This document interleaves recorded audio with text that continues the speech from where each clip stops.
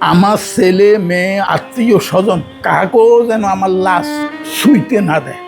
শেষ শেষ দুনিয়াতে আমার আত্মায় কষ্ট পাইবে যে কি করলাম আর কি পাইলাম।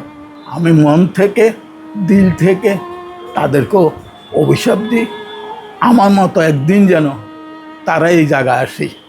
এদেরকে সোনার স্বামীসো করে মানে দুধ খাওয়াইছি, এত বেশি ভালোবাসছ না, তোমারে এরা জীবনে বহুত কষ্ট দিব। আজ সেই কথা, তাদের কথাটা আমি অক্ষরে অক্ষরে পাইছি।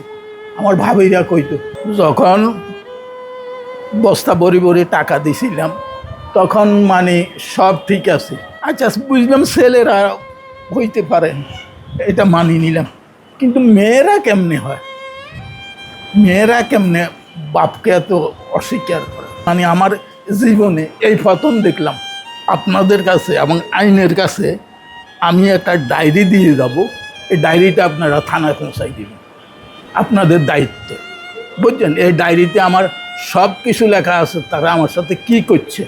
এই টাকা পয়সাটাই হইল আমার সবচেয়ে জীবনের কাল। ওনাদের গানের উপর আমার উঠাই দিয়ে গেছে, আজ পর্যন্ত দেখতে আসেনি, অন্তত খোঁজটা নেয় না। দেখেন দূরে কথা, খোঁজটা নেয় না। এইটা কি ধরনের ছেলে, এটা কি অশিক্ষিত? অশিক্ষিত হইল এক কথা, আর আমার মেয়ে কি অশিক্ষিত? যে মেয়েরে আমি পুতুলের মতো রাখছি, বুঝছেন, আমি কি তাদের কাছে টাকা পয়সা চাইছি? কিচ্ছু চাইনি, ভালোবাসা চাইছি। যাকে এটা আমার ভাগ্য আছে। আমার জীবনে আমি বহুত বিদেশ করছি, বহুত টাকা কামাইছি, বহুত টাকা খরচও করছি, বুঝছেন। আজ দুরবস্থায় ওনাদের ধার পান্তে পড়িয়েছি, ওনাদের দয়ায়। ওনারা যে এতটুকু করছে, এতটুকু করে, এটা আমার জন্য হাজার। তা আমার শুধু একটাই অনুরোধ থাকবে, আপনারা এই জিনিসটা মানুষে দেখাইবেন, আমার ছবিটা দেখাইবেন, ছেলে মেয়ে যেন দেখতে পায় যে তার বাপ কী অবস্থা আছে, বুঝছেন।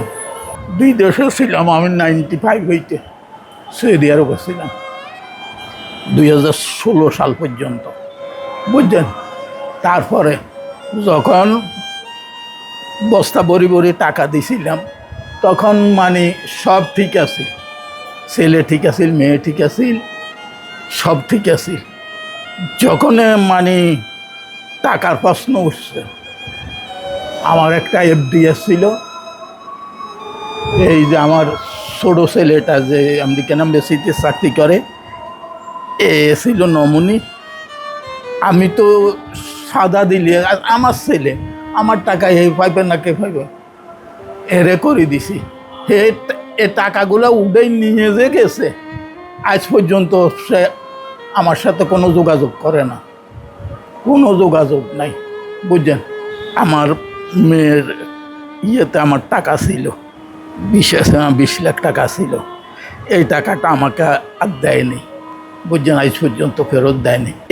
ওনাদের মাধ্যমে আমাকে প্রথমে মিরপুর ওনাদের যে ইয়ে আছে ওইখানে অনেক দিন আসছিলাম, তারপর হইতে এইখানে। এখন আমি আপনাদের কাছে এবং আইনের কাছে আমি একটা ডায়েরি দিয়ে যাব, এই ডায়েরিটা আপনারা থানায় পৌঁছাই দেবেন, আপনাদের দায়িত্ব, বুঝছেন। এই ডায়েরিতে আমার সব কিছু লেখা আছে, তারা আমার সাথে কি করছে। এই টাকা পয়সাটাই হইল আমার সবচেয়ে জীবনের কাল।